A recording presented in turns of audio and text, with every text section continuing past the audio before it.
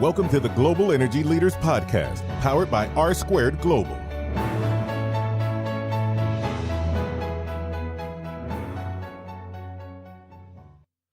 Welcome to the Global Energy Leaders Podcast. As always, I'm your host, Ryan Ray, episode 36. And today, if you remember back to a few episodes ago, we had on BB Denson, and we talked about her children's book. And so today we brought on some of her colleagues to talk about environmental issues and looking at them on linear projects and facilities and kind of go all over the place. Now, just a little warning, Ryan was in the airport. He was gracious enough to conference in with us from the airport. So there is a little bit of background noise, and that's the people getting paged the plane. So if you can bear with us, I think there's some good content here. And I think they're going to come back on in the future. We talked offline about a few ideas we had for some other stuff surrounding environmental issues. And if you would say, hey, look, we would really like to hear about this, reach out to me. globalenergymedia.com/contact. You can use the contact page there, and you can reach out and say, hey, we'd love to hear about environmental issues. As you know, when you talk about environmental stuff, it's from state to state, county to county. You got FERC, you got all these different things. And so it's a very broad topic that it's very hard to even kind of throw out something because anybody who's in the industry, that especially the environmental side, they're going to go, what, did you mean this or did you mean that? So we're going to, I think, come back here in a month or two and kind of hash out some different areas of the environmental industry. So we're about to get to our interview with our folks from Weston, and be sure to check out the show notes where you can see Ryan and Anne's, all their details, how to contact them, and if your project needs some kind of environmental consulting or assistance, please reach out to them and mention that you heard it here on the show. Again, check out the show notes at globalenergymedia.com for all of their information. Without further ado, let's get to my conversation with Ryan and Anne from Weston Solutions. Well, Ryan and Anne, thank you so much for joining me today. How's it going? Doing great. Wow, thank you. Great. So let's just, before we kind of get into environmental issues, just kind of step back and give us, your background and what your company does and where you kind of would approach these issues from. Yeah, so Weston's about a 1,200-person environmental consulting firm. So we're pure consulting on the environmental side, everything from permitting to enable the project all the way through decommissioning and decontamination when you take something down. So that's Weston in a nutshell. And where we kind of interact with these issues is generally kind of all along that same spectrum. If you talk about risk management, there's risk in development, there's risk in operations, there's risk in closure. So we touch all of those. We do the work for midstream, for upstream, for downstream. We do it for service companies. So we touch environmental risk all along the spectrum of these projects for all segments of the industry. Okay, great. Let me hop in there because midstream is where most of my experience, I've obviously done upstream and downstream as well, but midstream is where I've dealt a lot with. Give us kind of, when we think of environmental risk management, where do we need to start at and how do we need to think about that? Well, I also have most of my experiences in the midstream market, familiar with the upstream and downstream, but really most of my work has been in the midstream market.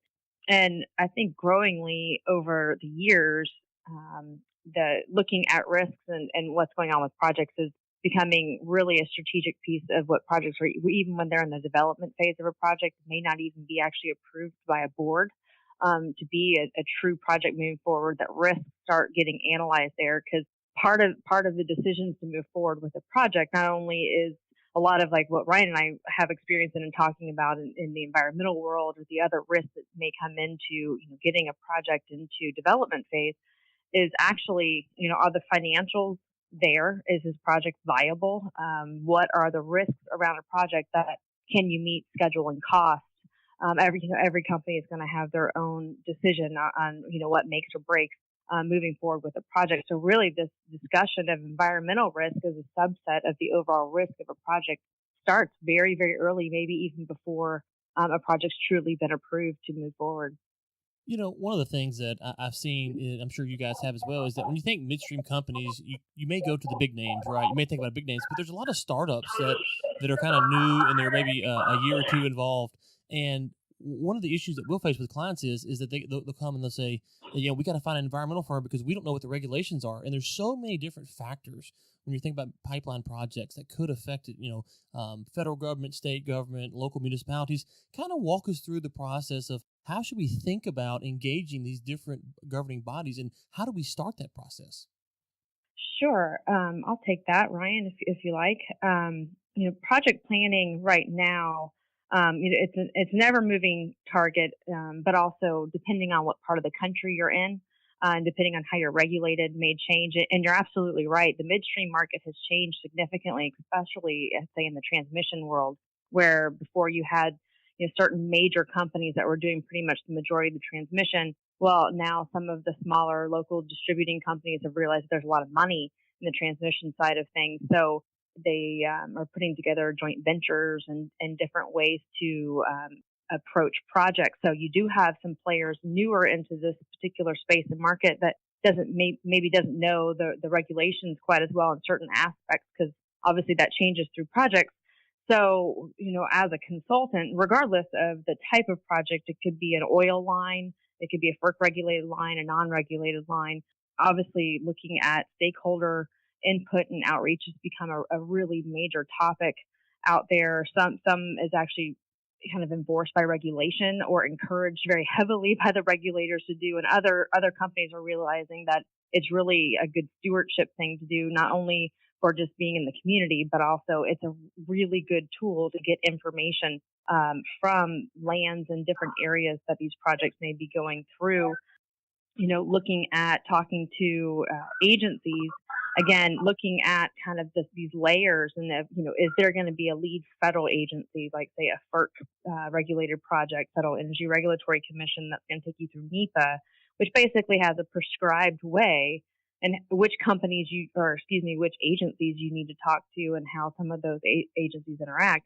If you are working on a project that doesn't have maybe a lead federal agency, you could be led by a state agency, which can change very, very differently by states that you work in. Texas doesn't have a major overreaching real agent, lots of permits that are for these linear projects, as much as, say, if you were in Pennsylvania, which has a lot different layers, different permits, requires a lot more interaction.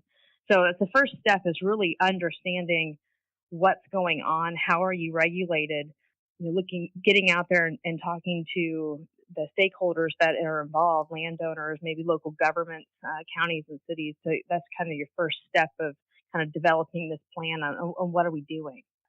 I'd just add that, when you go to engage these regulators, best bet is to understand what you know about your project now and what you don't know, and then make sure that you explain it clearly to the regulators when you get there. You take the project to an agency at a conceptual stage. A lot of times agencies won't even, if you're looking for clarity or guidance or surety from the agency, if you're still in the feed or even before feed stage, agencies got basically no way of giving you any guidance. They can't tell you anything until you present something to them or put it in an application. But you can go in and talk to them on a conceptual level and understand clearly this is generally how we're trying to go, and see what things they can bring forward for you. And it's so right. It is so location specific. If you're in Texas has got one regime. If you're in Louisiana, Oklahoma, New Mexico, same sort of deal. Go to the Northeast, they've got a different approach. California, different approach. Colorado, different approach. Engaging somebody who really does understand those local regs and understanding, making sure that you don't overestimate the knowledge of the regulators as far as the technologies you're going to use to, what the technologies are that you're putting in the project. They might not even understand a pipeline or how you build one. So it's a hard thing to do, and there is no one size fit all. Okay, now, Ann, you mentioned FERC, and FERC is kind of one of those words that sometimes you hear it, it just strikes fear in pipeline companies. They go, oh, no, I don't want to deal with FERC. What are some misconceptions maybe that companies should be aware of when dealing with FERC? That's actually a really, really good question. I think any industry or any particular company, when they think about having more oversight, that generally makes people a little bit more nervous. But this is an industry that has many layers of things that have to be considered, whether FERC's involved or not. I mean, you have PHMSA, you have all these other safety things. The thing that I think the real positive with FERC that I suggest to companies, sometimes even if you're not a FERC regulated project, is to maybe take the process that FERC analyzes and looking through it. Because one, it does really have a structured approach to things. But most importantly, if you are regulated by FERC, now arguably over the years, the certainty of a schedule is certainly not there the way it was maybe five years ago. But at least in the FERC world, if you are regulated, you do have somewhat of an understanding of what your schedule is.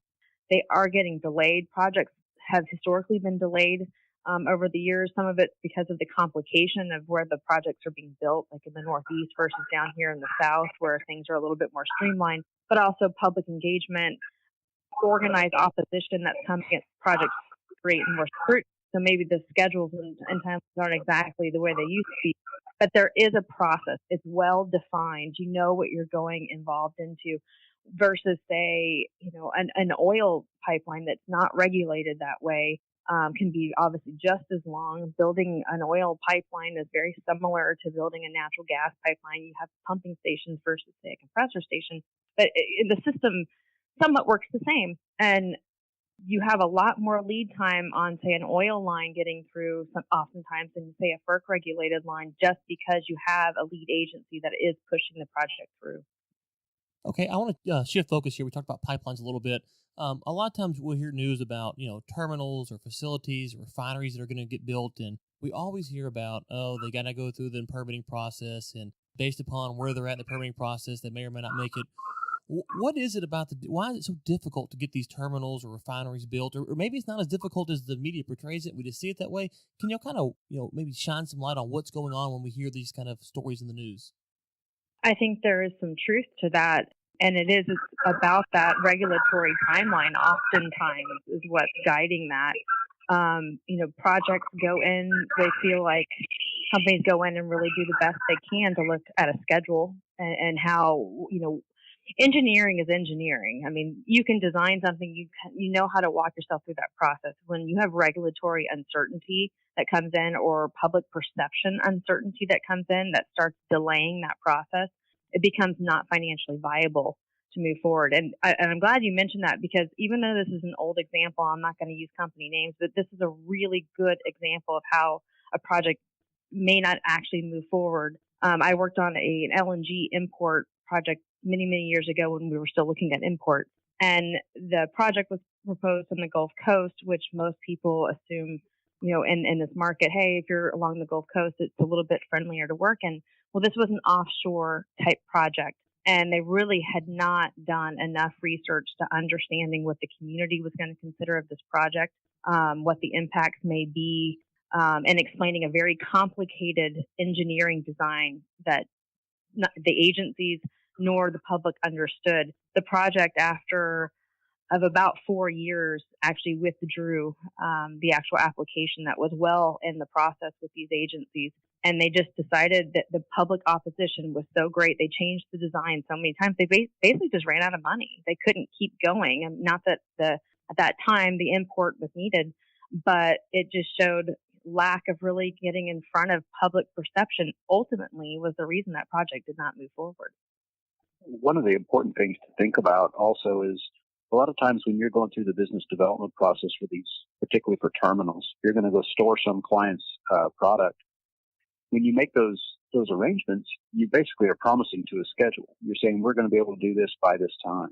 And, sometimes you hear these projects, they fold up and fail because they realize that they've underestimated how long it's going to take to get Corps of Engineers wetlands permit or, an air authorization from the state or whatever it might be. You have to put that environmental permitting schedule on top of the project schedule and understand where your go, no-go decisions are. Well, we've had several clients come to us and say, our client needs this online by this date. And you have to stare at them and say, we can try, but according to the regulation, the state does not have anything that's going to require them to give you the permit on that schedule. And so that kind of uncertainty sometimes can impact the project. It's just more than anything. It's just something to consider when you're going through it. Okay, y'all mentioned the word schedule there. I want to kind of put it in a different perspective. Let's think about project life cycles and kind of use that terminology. Where does risk management fit in these project life cycles kind of mentality? It's ever evolving throughout every part of the project life cycle. The goal, if project team is really being effective as you go through the project. Your goal is hopefully you're avoiding some of the risks. You've mitigated them to the point that maybe they're not coming up into the, say, risk register is a general term of how you might just be collecting all this information. But it starts off in that project planning phase. It starts, pretty big, and then you keep adding to it the further you go into the planning phase, maybe even to the, permitting phase, engineering phase. What are the different factors? Because the goal of managing the risk is trying to find, it's a lot easier. You can manage things for the most part that are known. It's trying to determine things that are unknown or do not have certainty around them, like, say, a new regulatory proposal that's out there. The regulation is not actually active yet, but it could become active during your project life cycle. So as you go through each one of these phases, you're managing that risk and looking at it. And depending on the size of the project and the complications, depends on how often you're looking at it. A really large, contentious project or a complicated project, maybe looking at the risk as much as once a week. You may go through life cycles that you maybe only look at it once a month or go down to a quarter. But if the project team is doing well and doing their jobs, the goal is that you're mitigating these risks along the way and you're creating certainty around them so that your list, as you go through the process, starts getting smaller. I would say it's pretty rare if you could ever get to having no risk, because even when you start going into operations, then you've got new risks that come involved in the project life cycle that might be going on, say like a new regulation you didn't plan for during construction and initial operations, but 5 years down the road, something new came in that may change your design or something like that. But so I would say the risk management part really carries through the entire project life cycle, all the way through, I would say, commissioning and abandonment to if the project was no longer being used. Yeah, and I'd say the same thing. The choices that you make in design, alignments, construction methods, go over or under, all of that. The choices you make when you're building a line inform how you're going to operate and maintain the line. So if you're making expedient choices during design, it might actually be increasing your O&M costs in the future. And most operators that I've worked with have been very wise about that. They understand that. They take it very seriously. They take it for, they take it very seriously when they're doing the design.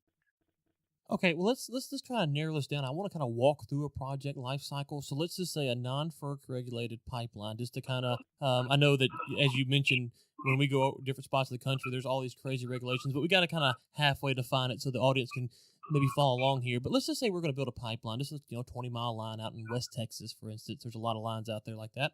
We're getting ready to plan our project. What should we be thinking about from an environmental risk management standpoint in the project planning phase? I would say initially, and just for reiteration, focusing primarily on the environmental aspect, which is what Ryan and I do, is the first part of it is looking at your route, siting and routing. Can we actually, build the area that we're going through? Can we permit the area that we're going through? If you are a non-regulated project, you may not have condemnation depending on what your project is. So you route differently if there's a potential to be able to have eminent domain versus not having an eminent domain where you have to be able to buy every property that you're going through. Changes the constraints a little bit. So that's the first thing that we really get involved in, is that in looking at and helping with the project cost and feasibility of the routing of that. And then identifying the regulatory process that would be there. Are you able to say you want to either minimize or avoid Corps of Engineers permitting? Can you route the pipeline where you can avoid impact by either going under them or just completely avoiding a wetland or a water body? Is it that you could use a trenchless design to go under resources like that would either alleviate or significantly reduce your permitting? Those are things we look at really, really early in a project, because of those things, as always, come back to cost and schedule. Is it more expensive to go this particular route, but it saves you on your schedule? Is it that this route would take a little bit longer to do, but the cost of it is so much less that's the driver? Every project's going to have a different driver, so it's really up to the individual company to decide what those particular specifics are going to be that we can help them with. Yeah, other things to throw on the pile with Anne is you'd like to avoid known threatened endangered species habitat. If you know it, if it's been documented, you'd like to avoid that. You'd also like to avoid known sensitive cultural areas if you have any in the path. For sure, particularly West Texas, water bodies probably number one. Landowners probably number one, making sure you can get the right of way, and then water bodies is number two. Okay, so you mentioned permitting there, and I've been on several projects where we were waiting to buy the right of way, and then the right of way gets bought, and it come to find out the permit wasn't filed correctly, or we didn't know that the permit had a waiting period to be processed. Permitting can hold up projects. How do we avoid those kind of obstacles? Well, gosh, if we all had the answers to that, we would be really, really rich. Well, I thought you had the answers for us today. That is the magic question. Well, because unfortunately, the answer is it depends. It depends on where you are. It depends on what you've been up against. It depends on how well you've planned. It depends on how often you're in front of the agency and if something has changed. But there are certainly different touch points along a project when it comes to the regulatory world. And if things the schedule starts slipping for some reason, and maybe it's just because there's been no movement from an agency, first defense is always to give a call and find out what's going on. But that's when you start bringing in maybe specialist government affairs folks, really taking more of an outreach perspective with the agency. Is there a reason why things aren't moving?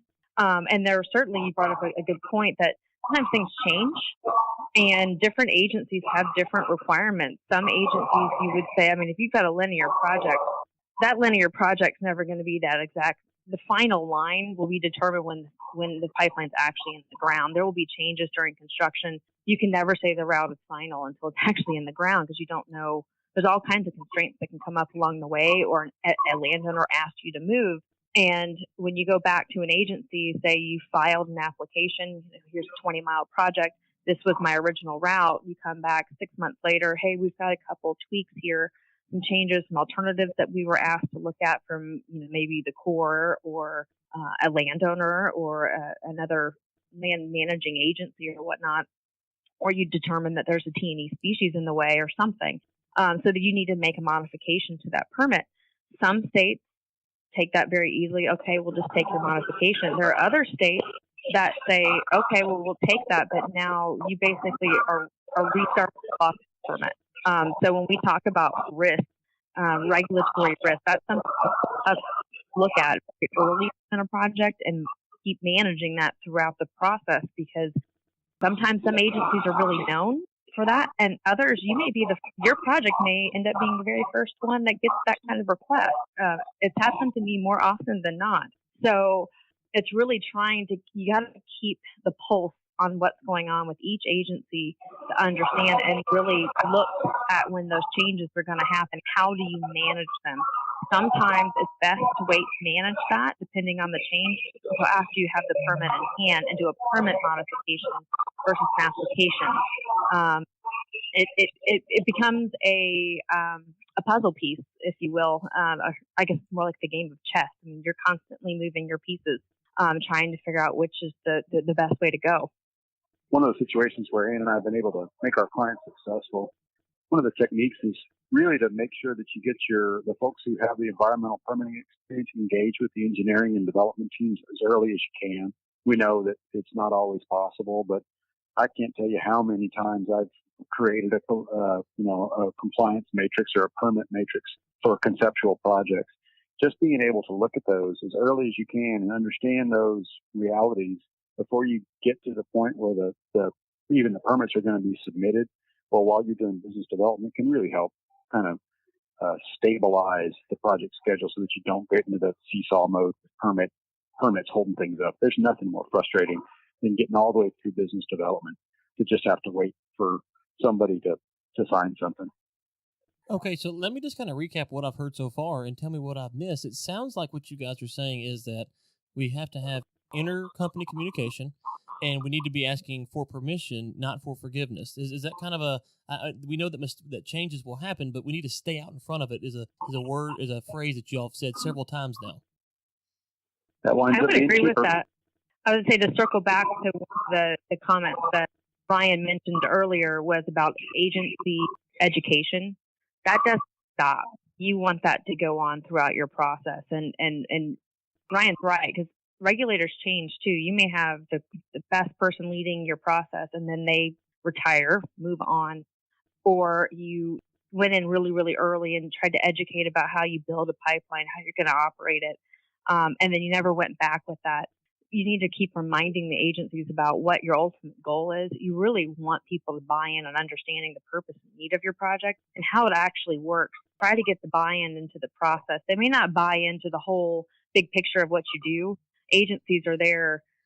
They're there to enforce regulations, or depending on what the agency, they're there to protect their own resources. They're not necessarily there to build and design and construct pipelines. And understanding that and being conscious of that and how you deal with them along the way, I think goes a long way in how they view you as a company and their consultants of, are these guys really engaged with us and looking for input and looking to help us along the way, knowing that we have multiple things that we're doing as an agency while this project's going on, because it's real easy when you're managing a project to get caught up in what you're doing and thinking it's the only one in the country.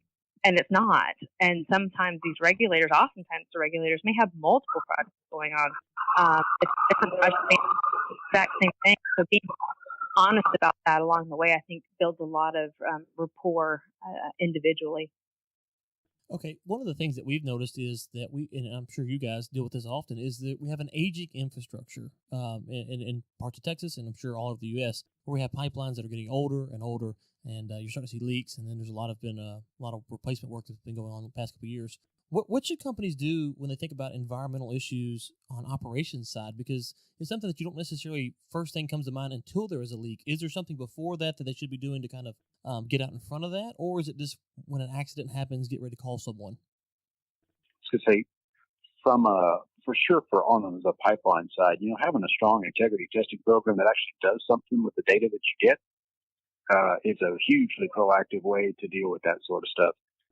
I've worked for several operators who, they're pulling a pig, but at the end of the day, that pig and data just winds up on somebody's desk and nobody's actually looking at it or prioritizing projects or any of that stuff. So making sure you're being proactive with your measurements and your maintenance work certainly is a proactive piece. From an environmental standpoint, it's really hard to mitigate environmental risks when the pipe's already in the ground. You can't move it, right? So what you need to do is you need to plan for contingency. So all your spill planning, particularly if you're working on for the terminal, your SPCC, your facilities response plan, all that stuff needs to be current. It needs to be right. It needs to be done to the reg, and it needs to be trained at the facility. A strong response program is the best thing you can do when you do have an upset. So it's a great asset, but it takes effort, and it does take a little bit of money to make sure that everybody understands what they're supposed to do. Okay, well, I want to leave you guys with kind of just hey, let's just educate our audience and let's put out some just general information. What are some of the biggest things that you guys see where companies, they should have called you sooner, or before they called you, they should have done this? Maybe one or two things that could really save companies a lot of headache and trouble if they would just take some easy steps. What are some things that you guys would recommend? Well, I think first and foremost is, you mentioned when we started, the landscape of what these projects and who is proposing projects these days is often changing.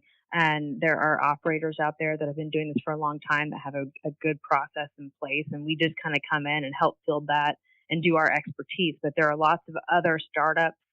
There are other opportunities to get in on projects where people are investing in things that they may not be as aware. So engaging folks that really understand these projects and how to manage risks up front is important. I think that oftentimes the environmental part of things, even within companies that are used to doing this all the time, really struggle with how to balance the engineering and design with this unknown sometimes of the regulation. The one thing that we can do on the environmental side is really knowing up front what they all are, collecting data as much as you can as early as possible, using really good GIS and mapping. There's a lot of information out there these days that we can get, whether before we ever hit the ground.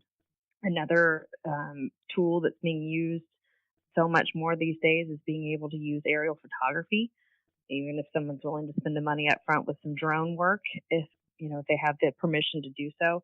The data that can be collected these days is so significant. And just analyzing those things early, because looking at a route and getting really smart with a route before you ever take it to an agency is probably one of the most environmentally sound things that you can do. And looking at different companies that can help you come up with criteria to manage those things. Like I mentioned, the Corps of Engineers, they've got thresholds and different types of permits that you can go through for that. We can help with those things. We can help craft messaging about the environmental aspects of a project to get out in front of government affairs, landowners, different things. We can educate teams with the environmental so that not only are they being proactive when they start explaining how these projects are constructed, designed, and how safe they are, but we can certainly craft those messages about the importance of environmental and the things that we can do to avoid, minimize, and mitigate if we're not able to do that. It's really important to get that message out there really early. Yeah, and I would say that kind of my two big recommendations, mirroring what Ann said, start as early as you can, thinking about and considering the permit timelines and the required permits for the project. Make that part of your project planning.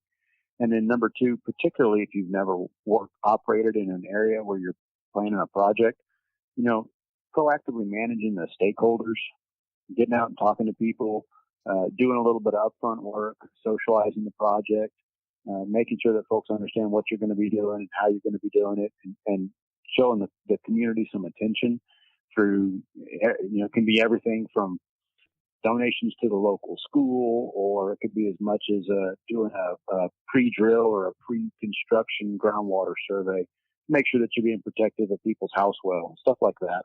Those sorts of things can really grease the skids and are good best practices that the industry should be using. Well, and one of the things that you guys have touched on, not directly but indirectly, is that the oil and gas and the energy industry in general is so large and so vast that it's hard for one person to know everything there is about every phase of the project. So we need to work together. We need to bring in experts like yourself to help us with the environmental aspect. And we need to bring in engineers and land agents and all these people to work together, because it's not only do we have different roles on the project, we have different ways that we have to engage different stakeholders outside of the project. And so it's a very complicated process. And sometimes we've done it so often that we just kind of think, okay, yeah, we can go do this. And then we forget, oh my goodness gracious, there's all these people involved that we need to go work with. So thank you guys so much for coming on. If someone listening to this and says, hey, I may have a project I want to work with these guys on, or have some questions about, we're getting ready to build a pipeline, how should they contact you? You can always get us through our website, westonsolutions.com. Or you can call me in our San Antonio office. It's Ryan Leatherbury. My phone number is 210-308-4315. That's my desk. Anne Allen, I'm in Houston, Texas, and you can reach me at 713-985-6648. Okay, great. And we will link to all of that in the show notes so that you guys, if you want to reach out to the folks at Weston who are so nice to come on today, you can do that. Thank you all so much for coming on. We really enjoyed the conversation. And look, I'm sure there will be plenty of environmental issues as the Permian ramps back up. We'd love to have you all on again in the future. Be our pleasure. Sounds great. Thank you. Okay, thanks again to Ryan and Ann coming on. Look to have them on again in the future, as we mentioned, to get into different stuff. If you would like to reach out and say, hey, I'd love to hear about this, globalenergymedia.com/contact. You can find me on Twitter, LinkedIn. Ryan Ray Sr. is usually where you can find me. Thank you so much for tuning in. And until next time, keep climbing.